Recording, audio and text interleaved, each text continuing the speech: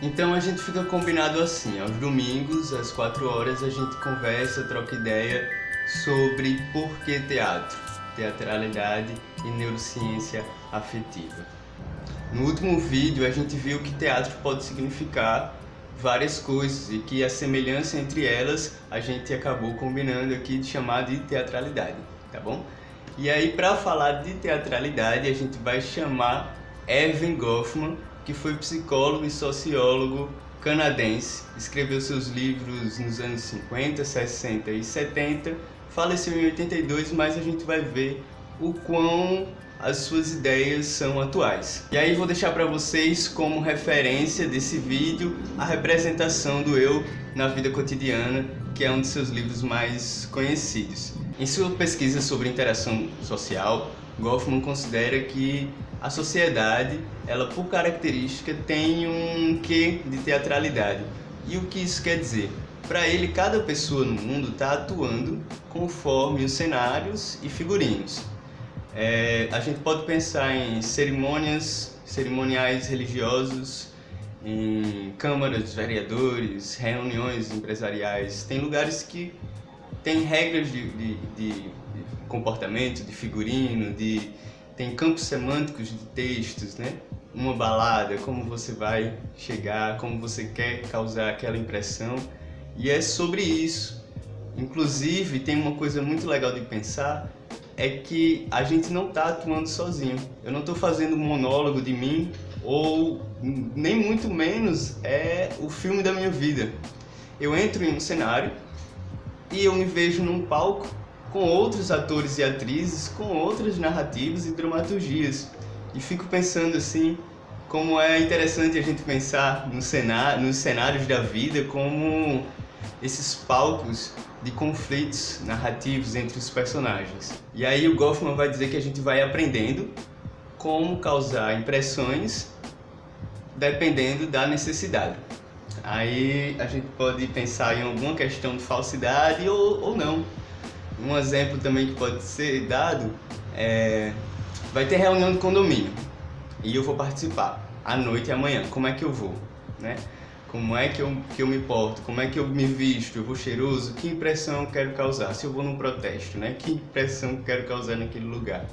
E aí, por exemplo, se em outro cenário eu encontro uma personagem que pode ser que esteja também nesse cenário da reunião à noite, encontrei em outro horário. Eu posso dar bom dia, eu posso sorrir para essa pessoa, eu posso perguntar se ela vai para a reunião e posso perguntar se ela está sabendo que vai se falar sobre o tema do varal, do espaço do varal, que aquilo naquele momento seria a minha necessidade, por exemplo. Uma outra coisa massa que o Goffman traz nos anos 50 é esse termo, essa conversa sobre o marketing de sua própria imagem, mesmo sem as redes sociais, que hoje estaria muito mais evidente para que, se ele escrevesse hoje, talvez ele escrevesse muito mais rápido suas ideias, ou talvez ele escrevesse sobre outras coisas. Aqui eu estou confabulando, né? Isso quer dizer então que a teatralidade é causada pelo meio ou que ela é uma característica, uma habilidade natural?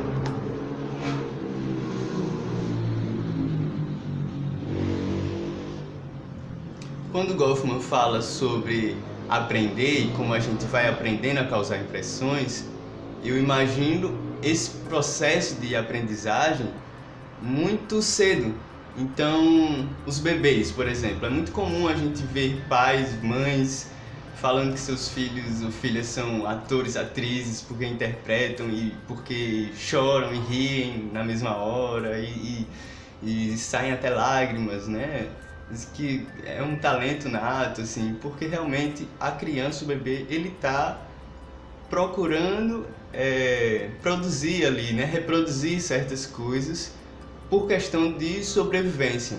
Por exemplo, um bebê, um ser totalmente dependente, ele descobre que o choro chama a atenção, que provém o cuidado e de onde provém o alimento. Esse mesmo bebê também, ou um outro bebê, pode entender que o choro chama outra coisa, uma situação ruim, como, por exemplo, chorar apanha. Então, cada pessoa, o interessante é isso, que cada pessoa vai construir na sua narrativa de vida quais são as impressões importantes para serem causadas ou de se tentar causar para se obter algum tipo de vantagem ou algum tipo de segurança na vida. E isso é sobre a sobrevivência da nossa espécie também. Existe algo evolutivo nessa predisposição da gente a aprender a causar impressões, mediante alguma dificuldade ou necessidade, se utilizando da teatralidade. E para a gente tentar entender tudo isso, para uma tentativa de compreensão, a gente vai falar sobre neurociência afetiva. E esse é o assunto para o próximo vídeo. Então, se você não viu o anterior, a gente está nessa série conversando sobre teatralidade, neurociência afetiva. Se você está gostando do assunto, se você é de teatro ou de qualquer outra linguagem artística, eu acho que vai mexer bastante com esses assuntos de função da arte.